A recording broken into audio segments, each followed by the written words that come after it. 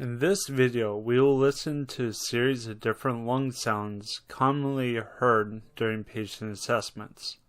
This is very important for several reasons. First, listening to the lungs can give you additional signs such as wheezing or crackling, which will help a provider figure out what could possibly be going wrong and how to properly treat their patient. And the absence of lung sounds are another example of a serious medical or trauma emergency that might have been overlooked if a provider did not perform lung sounds. The picture in the video will provide a visual aid to where the provider is most likely to hear the different lung sounds.